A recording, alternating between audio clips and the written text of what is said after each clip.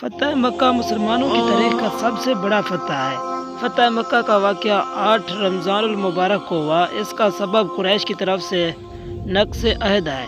اس کی وجہ یہ ہوئی تھی کہ قبیلہ بنی بکر کے ایک شخص نے رسول پاک صلی اللہ علیہ وسلم کے ہجوم منظوم تیار کی اور وہ اسے ترنم سے پڑھتا تھا، جسے قبیلہ خزاع کے کسی غلام عاشق رسول صلی اللہ علیہ وسلم نے سن لیا، اور قبیلہ خزاع کے لوگ سچے مسلمان تھے، اور غلام عاشق رسول صلی اللہ علیہ وسلم نے اس حجو کرنے والے قریشی گستاخ نبی صلی اللہ علیہ وسلم کو زخمی کر دیا۔ اس سے دونوں قبیلوں میں شر پھیل گیا۔ بنو خزاع کے خلاف بنو بکر کے ساتھ قریش مکہ نے بھی مدد کی، چنانچہ بنو بکر نے رات کے وقت بنو خزاع پر حملہ بول دیا، ان کے جوانوں کو قتل کر دیا۔ حضرت عمر بن سالم خزاعی نے حضور پاک صلی اللہ علیہ وسلم کی بارگاہ میں مدینہ طیبہ پہنچ کر تمام حال سنایا۔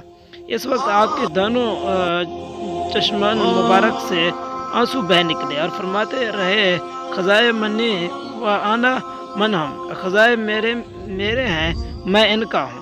اس عہد شکنی سے قریش نادم ہوئے۔ اس ندامت کے پیش نظر ابو سفیان کو بھیجا تاکہ عہد ثابت کو مضبوط کریں۔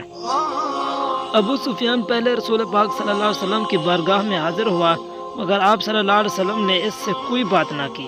ابو سفیان پھر سیدنا ابو بکر صدیق، سیدنا عمر فاروق، سیدنا عثمان غنی، سیدنا علی المرتضیٰ کے پاس گیا، مگر اس کو ہر طرف سے مایوسی ہوئے۔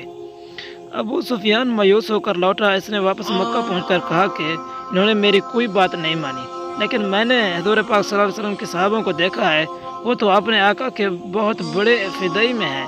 میں نے بادشاہوں میں سے کسی ایک کی ایسی بارگاہ نہیں دیکھی جو حضور پاک صلی اللہ علیہ وسلم کی بارگاہ ہے۔ ان کے صحابہ جیسے جانثار میں نے کہیں نہیں دیکھے۔ ادھر نبی محترم آپ صلی اللہ علیہ وسلم نے اپنے احباب سے مشورہ کے بعد اپنے فتح مکہ کے لیے تیاری شروع کر دی، اور اپنے صحابہ کو بھی تیاری کا اعلان فرما دیا تاکہ دیہاتوں میں بھی ہر طرف مسلمانوں کو اطلاع پہنچائی جائے، جو بھی اللہ اور یوم آخرت پر ایمان رکھتا ہے وہ اللہ تعالیٰ کے راستے میں جہاد کے لیے تیار ہو جائے۔ جب تمام لوگ جمع ہو گئے تو حضور پاک صلی اللہ علیہ وسلم نے دعا مانگی، اے اللہ، قریش تک ہماری خبر نہ پہنچے یہاں تک کہ ہم ان کے شہر تک پہنچ جائیں۔ حضور پاک صلی اللہ علیہ وسلم نے رمضان المبارک مدینہ طیبہ سے روانہ ہوئے۔ اس وقت 10,000 کا لشکر آپ صلی اللہ علیہ وسلم کے ساتھ تھا، جس میں مہاجرین و انصار سب تھے۔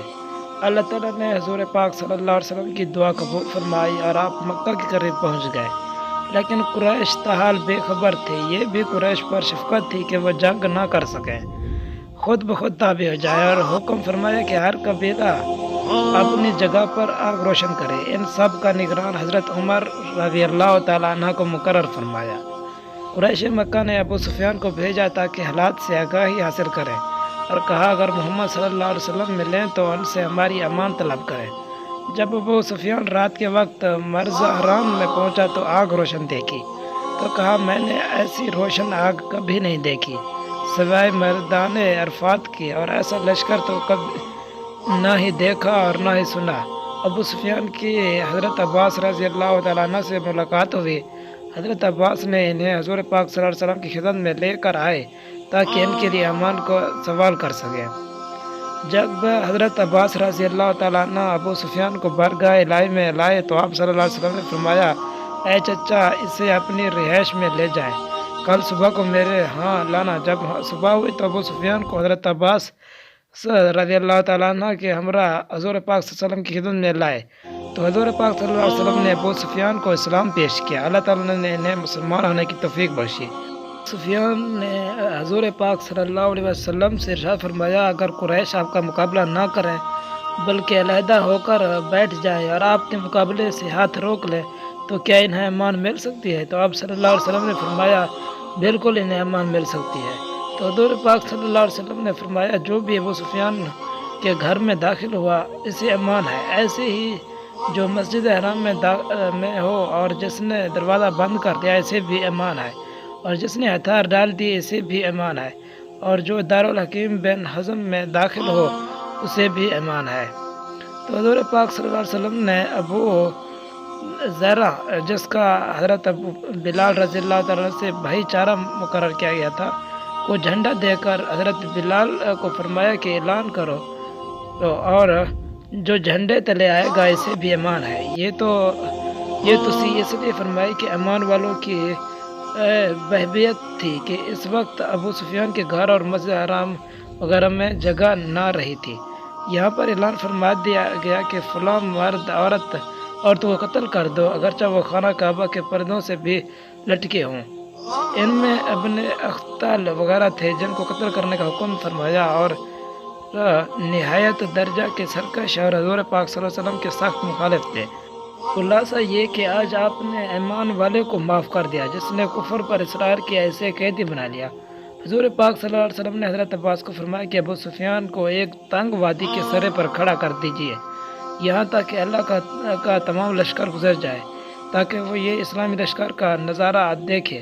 سب سے پہلے خالد بن ولید نبی پاک صلی اللہ علیہ وسلم کے جھنڈا لے کر گزرے، اس کے بعد قبیلہ میں اپنے جھنڈے کے گزرتے ہوئے یہاں تک کہ حضور پاک صلی اللہ علیہ وسلم کے ساتھ انصار و مہاجرین بھی تشریف لائے۔ حضور پاک صلی اللہ علیہ وسلم جب تشریف لائے تو آپ صلی اللہ علیہ وسلم کے ساتھ 700 مہاجرین جو 300 گھوڑوں پر سوار تھے اور 4000 انصار جن کے ساتھ 500 گھوڑے تھے۔ ابو سفیان نے کہا ان کے ساتھ کون مقابلہ کر سکتا ہے اور نہ ہی کسی کو کوئی طاقت ہے۔ حضور پاک صلی اللہ علیہ وسلم مکہ شریف میں پہنچے اور سوار ہو کر داخل ہوئے۔ آپ کے پیچھے حضرت علی بن العاص عموم رضی اللہ تعالیٰ عنہ تھے اور یہ جمعہ کا دن تھا، بعض نے کہا سوار کا دن تھا۔ جب آپ خانہ کعبہ پر تشریف لائے تو سر مبارک کو جھکا دیا اور وہاں پر رکھ دیا۔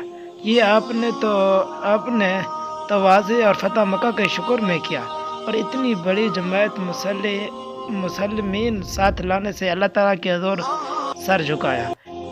اس وقت کعبہ شریف کے باہر، اندر اور اوپر 360 بت رکھے ہوئے تھے۔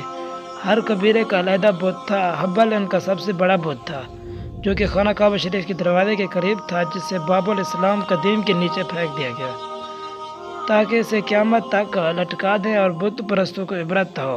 جب ابو سفیان غزوہ احد میں فخراً کہتا تھا اے حبل بلند ہو اے حبل، اب حضور پاک صلی اللہ علیہ وسلم نے اسے ذلیل کر کے دکھایا تاکہ معلوم ہو کہ جسے اللہ تعالیٰ ذلیل کرے اسے کون عزت دے سکتا ہے۔ پھر آپ لکڑی آپ کے ہاتھ میں تھی جو بتوں پر مارتے جاتے تھے اور بت جو تھے نا منہ کے بل گرتے جاتے تھے۔ آپ یہ بات بار بار فرما رہے تھے کہ حق آ گیا باطل مٹ گیا، بے شک باطل مٹنے والا ہے۔ امید ہے آپ کو یہ فتح مکہ کے متعلق بہت سی انفارمیشن ملی ہو۔ مزید انفارمیشن کے لیے ہمارے یوٹیوب چینل کو سبسکرائب کریں۔